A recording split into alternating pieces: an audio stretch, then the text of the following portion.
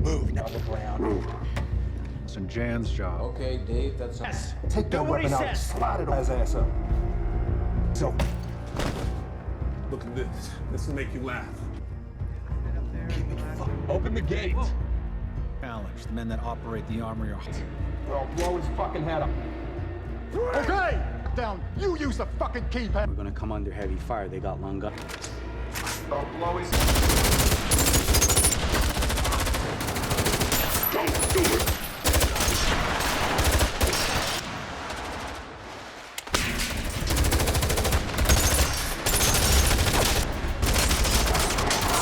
Where are you hit? Where are you hit? Piggy, huh? Copy. 5, are we good? And another 3 guards in the back. Once the alarm sound, they wouldn't dare. However, we can punch through them. 3. I'll get 5.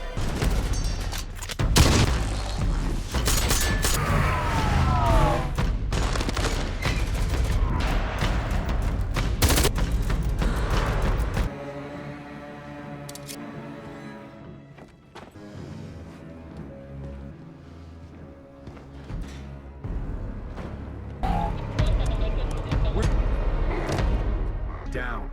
Do you have eyes on 3? 3 is down. Come on.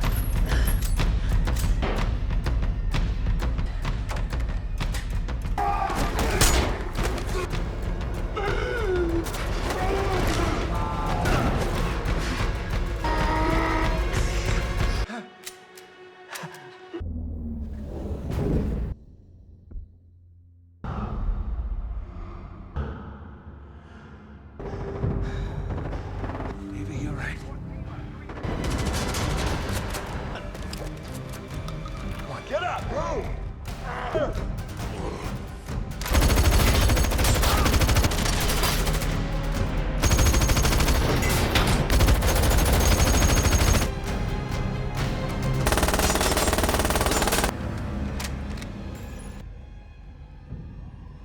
What the?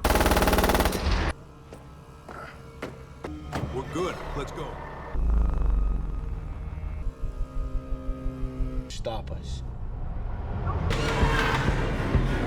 Hey guys, today we're diving deep into the gritty, bone-crunching world of Wrath of Man. A film that proves Jason Statham can still bring the pain like no one else. Get ready for a story about revenge so cold it'll give you frostbite. This isn't just a movie, it's a masterclass in methodical retribution. This is a passion project for me, and a like, or a subscribe, is the best way to show your support. So if you're on board, join the crew. If not, thanks for watching anyway. Our story kicks off with a new face, a man simply known as H, played by the perpetually stoic Jason Statham, walking into the Fortico security office. He's applying for a gig as an armored truck guard, which, let's be honest, sounds like a pretty chill job until you remember what these guys actually carry. He breezes through the interview, exuding an air of quiet confidence that borders on unsettling. The physical assessment? Not so much. He barely scrapes by on the shooting range, his aim looking, well, less than stellar. It's almost as if he's deliberately underperforming, which, if you know Statham, is an immediate red flag that something much more interesting is bubbling beneath the surface. It's a trek. And the last thing I needed was the fed... He was staying at his mom's. This is a...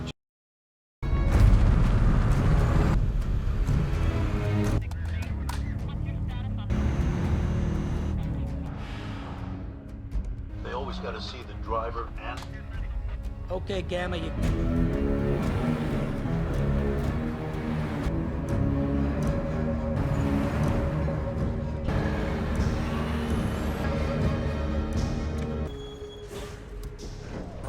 All right. Yes. Throw it in the flatbed. You open it. Leave this to me. Damn it. Now listen up, fuckboy. He's full of shit.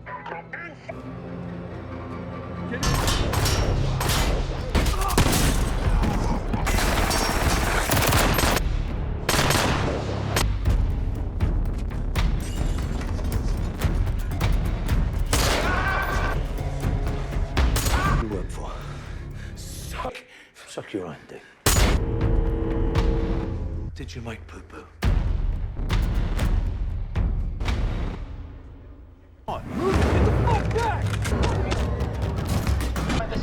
What's your location? Over. Right down, or just follow procedures. Stay drop.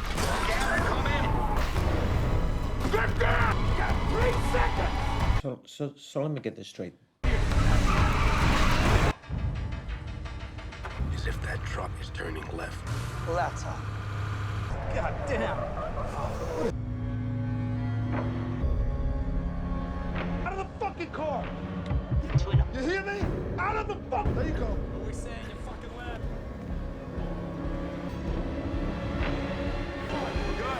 Okay.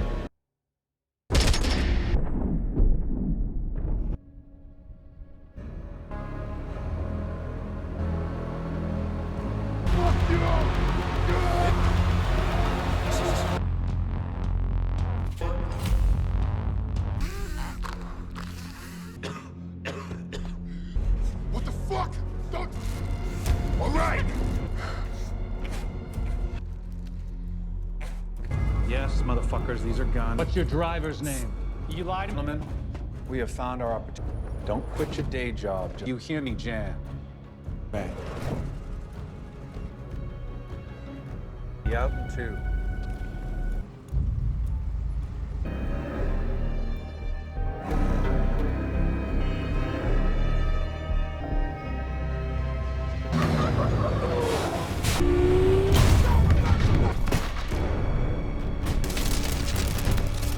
Out of the fucking car!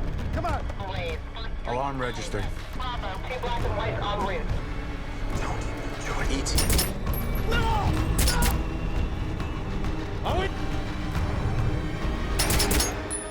Number 1 coming! I'm on it! Take the legs! 3, take his gun. Okay, we got 1. Go, let's go! Covers.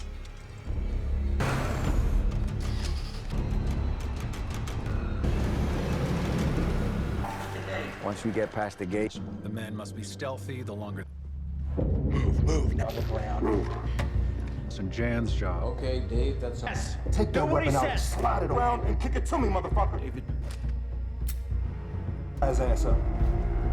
So, This will make you laugh. You, Jan, and blow our way in. Open the gate. Challenge the men that operate the armory. or I'll blow his fucking head up. Okay! Down. You use the fucking keypad. We're gonna come under heavy fire. They got long guns. I'll blow his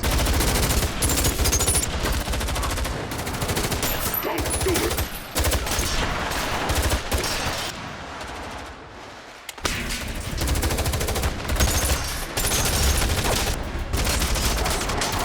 Where you hit?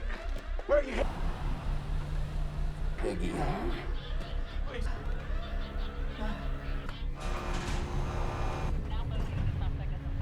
Copy. 5, are we good? And another 3 guards in the back.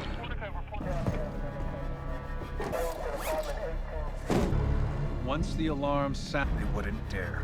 However, we can punch through the block out before they seal the exit. And they had body armor. The men recall. We wait for SWAT. No, we gotta go now. 2, Did I stutter? 3. I'll get 5.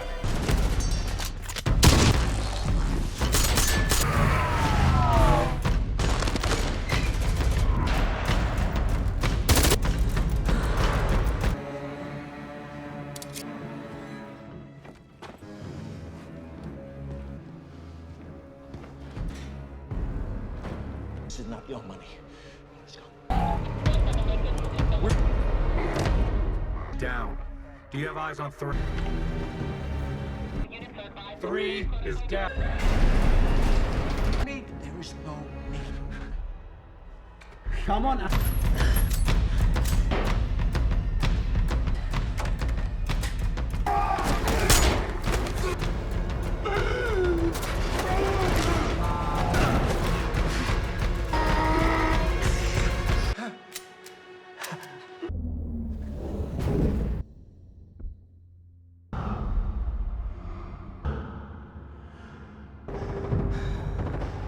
Maybe you're right.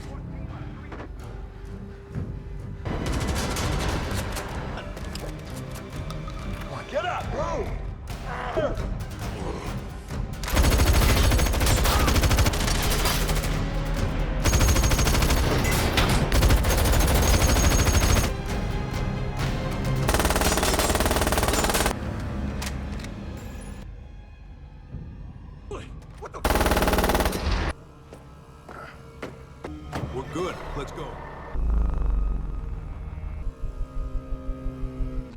We punch through the black and white. Stop us.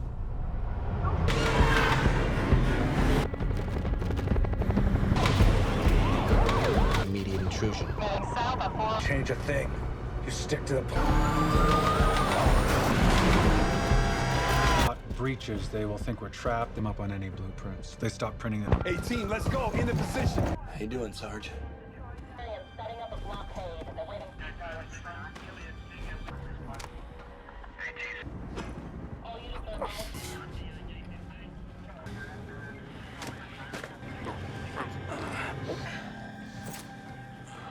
Some of us won't make it.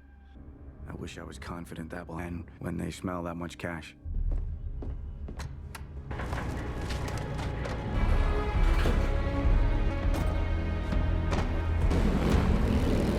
Undercover.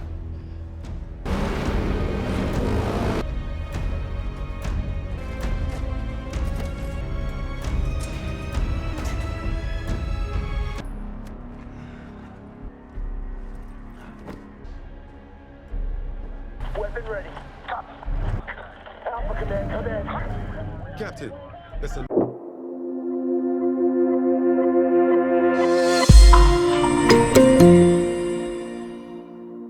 Before we get too comfortable with H's new security guard uniform, the film rips us back to a brutal rain-slicked afternoon, roughly 5 months prior. The scene is a frantic, close-quarters ambush on a Fortico-armored truck. The sounds of breaking glass and frantic shouting fill the air, a stark contrast to the quiet office from before. Inside, we see a younger, less hardened H, or rather, his true identity, Mason Hargreaves, overseeing the money transport. But this isn't just about the money. His young son, Dougie, is in the passenger seat, oblivious to the impending nightmare. Suddenly, a group of highly organized, masked robbers, their voices muffled and menacing, descends upon the truck. Gunshots echo, metal screeches against metal, and the chaotic violence unfolds. In a heart-wrenching moment, Dougie, caught in the crossfire, is fatally shot. His final innocent gaze is etched into Mason's memory, a wound that clearly never healed. Mason himself is critically wounded, left for dead amongst the scattered cash and the cold, unforgiving rain. The crack of the bullets, the terrified cries, and the deafening silence that follows are what fuel our protagonists' single-minded, visceral need for vengeance. Back in the present, H begins his new life as an armored truck guard. He's introduced to his new colleagues, a colorful bunch to say the least. There's Bullet, the seasoned veteran, who's got that seen-it-all, heard-it-all vibe, always cracking a joke or two, usually at someone else's expense. Then there's Dave, affectionately, or sarcastically, nicknamed Boy Sweat, because, well, he sweats a lot, especially when things get even mildly tense. You can practically hear the anxiety dripping off him. H, of course, remains a man of few words, observing everything with an intensity that makes you wonder if he's cataloging their weaknesses or just trying to remember their names. He silently absorbs the daily routines, the security protocols, and the personalities of his fellow guards. He's not here to make friends, that much is clear. He's like a finely tuned instrument, waiting for the right note to play, the right moment to strike. The mundane nature of the job, the repetitive clatter of coins, the roar of the truck's engine, all serve as a stark contrast to the fire brewing within him. He's a predator disguised as just another cog in the corporate machine, and frankly, it's a masterclass in understated intensity. It doesn't take long for H's true capabilities to shine through, much to the utter disbelief of his new colleagues. On one seemingly routine run, H, Boy Sweat, and Bullet find themselves trapped in the back of their armored truck, ambushed by a well-armed professional crew. The clang of the truck doors being pried open, the shouts from outside, and the sudden lurching motion fill the air with palpable tension. Boy Sweat, as expected, is a quivering mess, practically hyperventilating. Bullet, while experienced, is also clearly outmatched. But H is calm, almost eerily so, a human statue amidst the chaos. The robbers demand entry, threatening to execute the guards. And then it happens. H, with a sudden, almost surgical precision, transforms. The barely passed shooting test? Yeah, that was definitely a lie. He moves with a frightening speed, a blur of calculated violence. The crack of his gun, followed by the sickening thuds of bodies dropping, is all his overwhelmed colleagues hear. He systematically dispatches every single robber, not with panicked shots, but with cold, deliberate precision. It's less a shootout and more a clinical extermination. His colleagues are left stunned, gaping at the carnage, realizing they've been working alongside a quiet storm. The immediate aftermath of H's solo demolition derby is a whirlwind of flashing lights and confused officers. The police are understandably baffled. 3 guards, one of whom barely qualified, took down an entire crew of armed robbers. It's a logistical nightmare for the investigators. H, however, is a picture of serene indifference, giving minimal statements, his eyes scanning, observing, never truly engaging. The real drama, though, is unfolding amongst his Fortico brethren. Boy Sweat is still reeling, the metallic scent of gunpowder and the gruesome sight of the fallen still heavy in his mind. But Bullet is definitely on high alert. He stares at H, his gaze a potent mix of fear, respect, and intense suspicion. The man who barely hit a target now moves like a ghost and shoots like a sniper. It just doesn't add up. The whispers start circulating. Who is this guy? Where did he come from? The company's management sees a hero, a brand new unblinking security solution. But Bullet, with his street-smart intuition, senses something much darker, much more dangerous. The casual banter that once filled the break room is replaced by a tense silence whenever H is near, the faint click of a door closing sounding like a gunshot in their newly paranoid minds.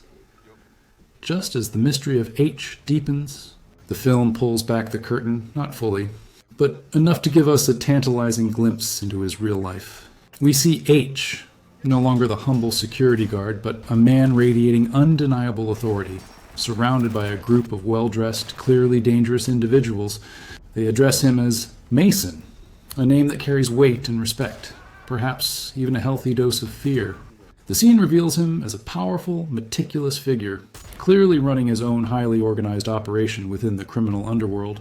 The metallic clang of a poker chip hitting a table, the low murmur of conversations, all indicate a world far removed from armored trucks and payrolls. He's not just a man seeking revenge.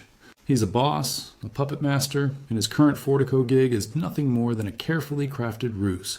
He gives terse, direct orders, his eyes cold and unwavering, reminding his subordinates that loyalty is paramount and betrayal has dire consequences. This isn't just a guy with a grudge. This is a tactical mastermind who plays the long game, setting up chess pieces for a confrontation only he truly understands. It's like watching a chess grandmaster decide to take a job as a mall cop just to observe the clientele. Utterly fascinating and a little terrifying. With his true identity now partially revealed, H's actions at Fortico take on a new, more sinister meaning. He's not just doing his job, he's actively hunting. He uses his access to the company's inner workings like a scalpel, meticulously slicing through layers of information. We see him in the dead of night, the quiet hum of the fluorescent lights echoing in the deserted office, using a sophisticated, almost spy-grade device to scan documents, personnel files, and financial records. He's like a human search engine, sifting through data, looking for that one crucial detail, that single thread that might lead him to his son's killers. He observes his colleagues, not with casual interest, but with the calculated gaze of someone trying to spot a weakness, a tell, a hint of involvement. The rustle of papers, the soft clicks of his device, and the rhythmic ticking of a wall clock are the only sounds accompanying his relentless pursuit. He's looking for patterns, for anomalies, for anything that might connect the dots between Fortico's operations and the brutal ambush that changed his life forever. This isn't just an audit. It's a deep dive into the company's dark corners, and he's not afraid of what he might find, only what he might miss. While H is busy playing corporate detective, another key player, Bullet, finds himself in a rapidly escalating spiral of desperation. Turns out, our wisecracking veteran guard has some serious skeletons in his closet, namely a mountain of debt, exacerbated by a sick mother needing expensive care. The film shows Bullet cornered in a dimly lit, grimy alleyway, the metallic taste of fear undoubtedly in his mouth, being persuaded by a pair of rather unsavory loan sharks. Their voices are low, menacing, and laced with the kind of threats that make your blood run cold. The quiet, unsettling crunch of gravel underfoot as they circle him, the glint of a switchblade in the moonlight, it all paints a picture of a man pushed to the brink, They suggest a solution, a way out that involves Fortico's valuable cargo. Bullet, caught between a rock and a very hard place, sees his options dwindling. He's desperate, vulnerable, and ripe for manipulation, proving that even the most seasoned guards can have their price when life deals a truly unfair hand. It's a classic setup for an inside job, and you can practically hear the gears turning in his head as he considers the unthinkable, the metallic whisper of easy money ringing in his ears. True to the ominous foreshadowing, Bullet's desperation culminates in a meticulously planned inside job. On another routine run, with Either H and Boy Sweat riding shotgun, figuratively of course, Bullet subtly steers their armored truck off its designated route, leading it straight into a waiting ambush. The engine's low rumble, usually a comforting sound, now feels like a prelude to doom. A new crew of masked robbers, clearly connected to Bullet's debt, materializes, blocking their path with surprising efficiency. The sudden, violent impact of a ramming vehicle sends a jolt through the truck. Boy Sweat, bless his anxious heart, descends into a fresh wave of panic, his breathing ragged. Bullet, on the other hand, maintains a facade of shock, but his eyes tell a different story. A flicker of complicity, quickly hidden. H, however, is not fooled. He senses the betrayal, the subtle shift in Bullet's demeanor, the almost imperceptible hesitation before he reacts. The robbers demand the money, threatening the crew. But what they don't know is that H isn't just a guard. He's a landmine, waiting for the perfect moment to detonate. The tension inside the cramped truck is suffocating, a silent battle of wills playing out before the real fireworks begin. Following the thwarted robbery, H doesn't waste a second. He knows Bullet was involved, his gut screaming inside job louder than any alarm. So, in a move that screams underworld interrogation, H corners Bullet in a secluded, dimly lit warehouse, the kind of place where bad things happen and no one hears the screams. The air is thick with dust and the metallic scent of old machinery. H holds Bullet at gunpoint, his voice a low, gravelly growl that cuts through the silence like a knife. The metallic click of the safety being disengaged is a stark punctuation to his demands. This isn't a friendly chat. This is a demand for information, and H isn't asking politely. Bullet, realizing he's caught between a rock and a Statham, spills the beans. He details the intricate network of criminals, the names, the past scores, and crucially, the specific crew responsible for the ambush 5 months prior, the very one that took Dougie's life. The names of Jackson and Jan, two key players, are finally uttered, resonating with a chilling finality in H's ears. The visual of the cold, hard steel of H's pistol against Bullet's temple is a clear indication that H means business, and Bullet's life hangs by a very thin, very stretched thread. Armed with Bullet's coerced confessions, the film shifts focus to the main antagonists, Jackson and his crew. These aren't your average street thugs. They're former military, hardened by combat, their minds honed for strategy and violence. Jackson, played by the perpetually intense Jeffrey Donovan, is clearly the leader. Charismatic, calculating, and utterly devoid of mercy. We see him in their secluded hideout, the tactical maps spread across a table, the muted clang of weapons being cleaned in the background. His crew includes John, the cold, silent killer, and others, each with a specific skill set, like a perfectly assembled, highly lethal special ops unit. Their planning sessions are less about robbing and more about executing a precision infiltration. They discuss logistics, escape routes, and contingency plans with the chilling professionalism that shows their experience. The camaraderie is there, but it's tempered by a shared understanding of their brutal profession. They're a well-oiled machine, ready to apply their combat training to the highly lucrative, high-stakes world of armored truck robberies. Their past actions, particularly the one that killed Dougie, are now firmly pinned to these faces, making their inevitable confrontation with H all the more personal. To truly understand the formidable threat Jackson's crew poses, the film gives us another chilling flashback to their genesis. We learn that these aren't career criminals who stumbled into robbing banks. They're disillusioned ex-soldiers, feeling abandoned by a system they once served. Their camaraderie, forged in the crucible of war, has now been repurposed for a life of crime. We witness one of their earlier scores, a meticulously planned bank vault robbery that showcases their frightening efficiency. The scene is a symphony of controlled chaos, the precise timing of the explosives, the synchronized movements as they breach the vault, the metallic clang of safe doors being ripped open, all executed with military-grade discipline. They aren't just smashing and grabbing. They're surgically removing assets. The cold, focused determination in their eyes, the lack of hesitation when violence is required, confirms that H is not dealing with amateurs. They're experts in controlled aggression, turning their combat skills into a highly profitable, highly dangerous business model. It's a sobering look at how easily specialized training can be warped and how desperate men can forge a new, destructive path. With Bullett's revelations and his own intelligence gathering, Chick's picture of the enemy finally comes into sharp focus. We see him in a dark, almost monastic setting, surrounded by a spiderweb of photos, maps, and crime scene reports. The low hum of his computer and the quiet rustle of paper are the only companions to his relentless work. He meticulously connects the dots, linking Jackson's crew to the specific ambush that killed Dougie. His finger traces a line from a grainy photo of Jan to the crime scene report of his son's death. The sound of his pen clicking as he circles Jan's face on the photo is a chilling declaration of intent. He identifies the specific members involved, their roles, their strengths, and their weaknesses. This isn't just about revenge anymore. It's about justice, delivered with the cold, precise efficiency of a professional. He knows their patterns, their methods, and most importantly, where they're likely to strike next. The anticipation, the slow burn of his anger, is almost palpable. He's no longer just an avenger. He's a hunter, and his prey is now firmly in his sights. The metallic scent of blood, albeit metaphorical, already hangs heavy in the air, signaling the coming storm. Meanwhile, oblivious to the fact that they've inadvertently painted targets on their own backs, Jackson's crew is gearing up for their magnum opus, the Black Friday heist. Their objective? The Fortico main depot, teeming with cash from the holiday shopping frenzy. The scene shows them in their lair, hunched over a massive, detailed diagram of the Fortico facility, a blueprint of impending chaos.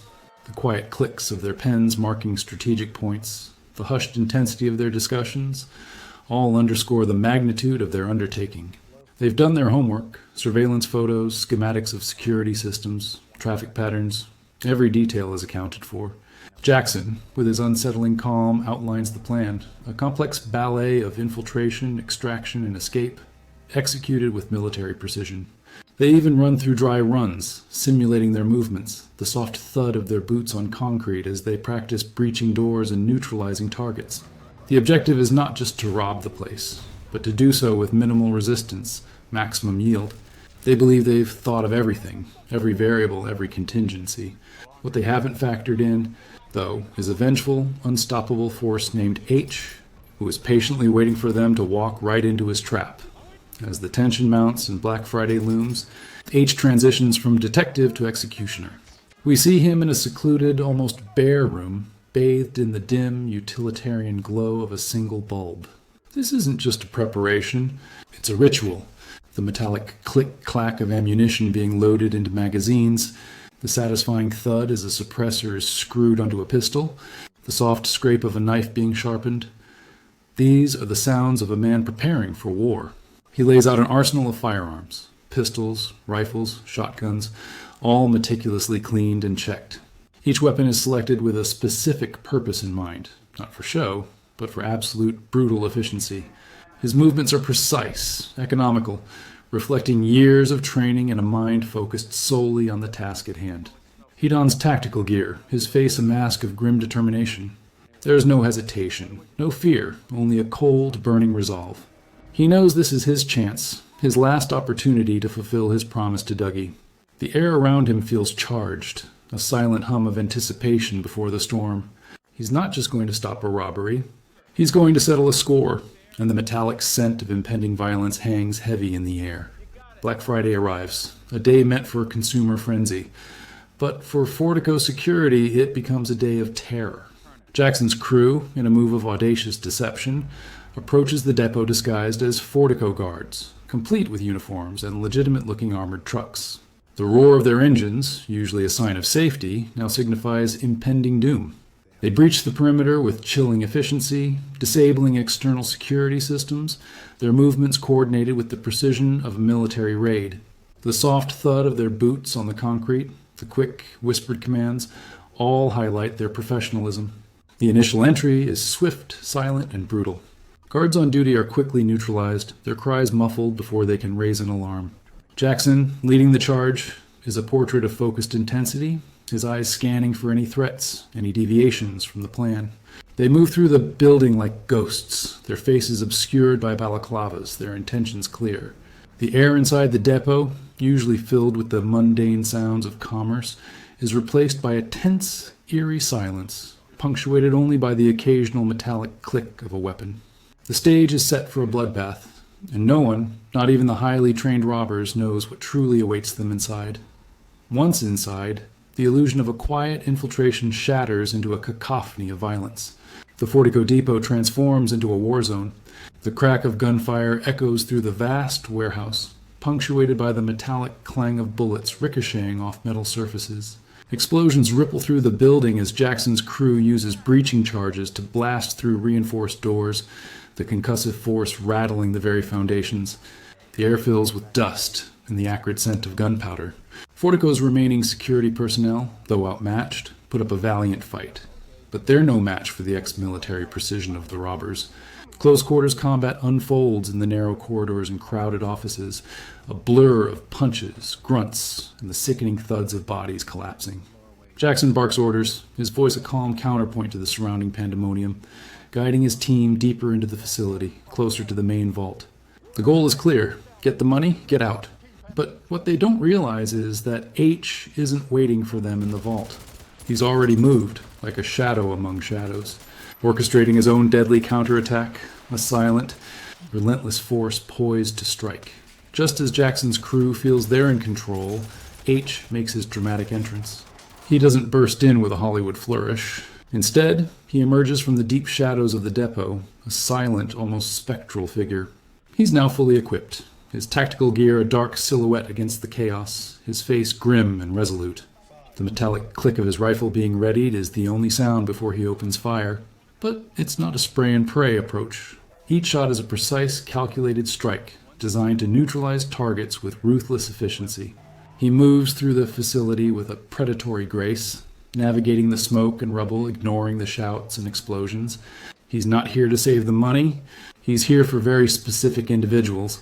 The robbers, previously confident in their overwhelming numbers and tactical superiority, are suddenly faced with an unknown, terrifying force that seems to anticipate their every move. The whoosh of a bullet narrowly missing a robber's head, the thud of a silenced round finding its mark, the sudden, sharp crack of a bone. These are the sounds of H's methodical hunt. A one-man army unleashing a storm of righteous fury upon his unsuspecting prey. H's engagement with the robbers is a masterclass in brutal efficiency. This isn't a chaotic brawl. It's a meticulously choreographed dance of death. He moves with a purpose, a cold, calculating machine. The crack of his pistol is often followed by the sickening thud of a body hitting the ground, or the crunch of a neck snapping in a lightning-fast hand-to-hand maneuver.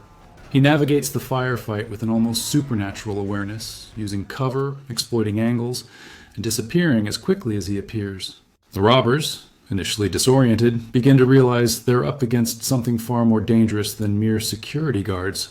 Their own tactical training, once their greatest asset, now seems insufficient against H's relentless, almost ghost-like attacks. The metallic scent of blood and gunpowder grows heavier as H leaves a trail of fallen men in his wake. He's not just killing them, he's dismantling them, physically and psychologically. Each kill is a small piece of his son's revenge, a methodical chipping away at the syndicate that destroyed his life. He's not gloating, not enjoying it. It's a grim, necessary task, like cleaning a wound that's festered for too long. Well, who needs a team when you've got this level of personal commitment? One might sarcastically wonder. Amidst the swirling chaos, H has a final grim rendezvous with Bullet. Our inside man, ever the opportunist, is attempting to slip away with a bag full of cash, his desperate gamble having seemingly paid off at least for a moment. The rustle of stolen bills, the heavy thud of the money bag, contrasts sharply with the frantic gunfire still echoing through the depot. H, however, is a step ahead, materializing in Bullet's path like a dark omen. Bullet, seeing his escape thwarted, makes a desperate, foolish attempt to ambush H, drawing his weapon with a shaky hand. The metallic click of his gun being cocked is almost lost in the din, but H hears everything. There's no negotiation, no plea for mercy from H. He anticipates bullets move with a chilling precision, turning the tables in a heartbeat. The crack of H's weapon is swift and final. Bullet collapses, his life draining away amidst the very money he betrayed his colleagues for. It's a stark, brutal end for a man caught in a web of his own making, a tragic figure consumed by his desperation. It's almost poetic, in a very grim, you get what you deserve kind of way. As H systematically cuts through his crew, Jackson, the cunning leader, realizes he's up against more than just a security guard. He's battling a force of nature. He quickly adapts, his military training kicking in, turning the depot into a chessboard for a deadly cat and mouse game. The sounds of their heavy breathing, the soft scuff of their tactical boots on the concrete floor, become the soundtrack to their pursuit. Jackson tries to use the environment, setting traps, using cover, attempting to flank H, but H is always one step ahead, always anticipating. The metallic clang of a discarded magazine hitting the floor, the subtle creak of a ventilation shaft. Every sound is a potential clue. It's a clash of two highly skilled strategists, both operating on instincts honed in combat. The tension is thick enough to cut with a knife, each moment a silent battle of wits and reflexes. Jackson, for all his ruthlessness, is finally encountering someone who not only matches his skill, but surpasses it with a singular, burning purpose.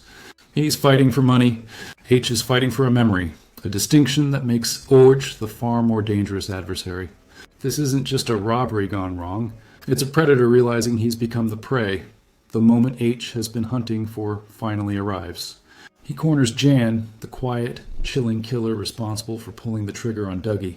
The air crackles with unspoken fury, a silence so profound it's almost deafening, broken only by their ragged breaths. H doesn't utter a word. His eyes, filled with a cold, unforgiving wrath, say it all. A brutal, visceral struggle ensues, a raw, primal clash born of grief and vengeance. The sickening thud of their bodies colliding, the harsh scrapes of skin against concrete, the grunt of effort. It's a fight for more than survival. It's a fight for H's very soul. In the struggle, H, with a desperate, precise movement, reaches into Jan's pocket. His fingers close around something small, cold, and utterly familiar. He pulls out Dougie's locket, the very one his son was wearing the day he died. The metallic glint of the locket confirms Jan's guilt, every single doubt vanishing in a wave of crushing certainty. This isn't just a locket. It's the smoking gun, the final undeniable proof. The revelation ignites a fresh surge of rage in H, transforming his calculated violence into something truly terrifying and unstoppable. Well, that's one way to confirm paternity of guilt, you might grimly quip. With the locket in hand, H's mission is complete, and his vengeance is unleashed. There are no dramatic speeches, no prolonged suffering for Jan. H, his face a mask of cold fury, simply raises his weapon, and with a single precise crack, ends Jan's life. The finality of the gunshot echoes through the damaged depot, a chilling punctuation mark on a long, arduous quest. It's not a moment of joy or relief for H. It's a grim, necessary act. A promise fulfilled, a burden lifted, even if the pain of loss will always linger. Jackson, the mastermind, is now left to face H's wrath alone. H, having dispatched the immediate killer, turns his unwavering focus to the man who orchestrated the entire tragedy. Another brutal, visceral confrontation follows. A desperate, animalistic struggle for survival. The metallic tang of blood is now heavy in the air, a testament to the violence that has unfolded. H systematically dispatches Jackson, his movements precise, unforgiving, driven by a deep-seated need for finality. Each punch, each blow, each bullet fired is a release of pent-up grief and fury. The thud of Jackson hitting the floor signifies not just a death, but the end of a very personal war, a visceral conclusion to H's methodical quest for absolute retribution. As the dust settles, literally and figuratively, in the ravaged Fortico depot, H emerges from the carnage. The sounds of his heavy boots on the debris-strewn floor are stark against the newfound silence. He walks away, not with triumph, but with a weary, grim satisfaction. His clothes are torn, his face streaked with grime and blood, but his eyes, though still holding a trace of that cold fire, are now devoid of the burning need that had consumed him. Sirens wail in the distance, growing louder, signaling the imminent arrival of police and emergency services. The flashing blue and red lights cut through the night, illuminating the devastation left in H's wake. He collects a portion of the stolen money, not out of greed, but as a symbolic gesture, a tangible return for his services, if you will. The subtle rustle of the bills as he secures them in a bag is almost poetic. He disappears into the dark, a phantom of vengeance, leaving the authorities to grapple with the gruesome aftermath and the unsolvable mystery of the one-man army who brought down an entire criminal enterprise. The clang of a distant ambulance door closing is the last sound of the chaos he leaves behind. In the quiet moments after the storm, H is a man who has reclaimed a piece of his shattered life, but he is forever changed. We see him in a solitary, peaceful setting, perhaps by a body of water, the gentle lapping of waves, a stark contrast to the violence that defined his recent past. There's a quiet reflection in his eyes, a depth that speaks of profound loss and an even more profound, brutal justice. He achieved his revenge, a vengeance so absolute it left no stone unturned, no culprit unpunished. But the journey has carved new lines into his soul, leaving an indelible mark. The silence around him is no longer deafening with grief, but heavy with the weight of experience. He's proven that some bonds cannot be broken, and some debts will always be paid, no matter the cost. His story reminds us that while justice can bring a form of closure, it rarely erases the scars, serving as a powerful, unsettling reflection on the nature of retribution and its true price. The quiet rustle of leaves in the wind becomes a gentle whisper, acknowledging the journey's end and the uncertain yet resolute path ahead. Copy. 5, are we good? And another 3 guards in the back. Once the alarm sounded, they wouldn't dare. However, we can punch through the 3. I'll get 5.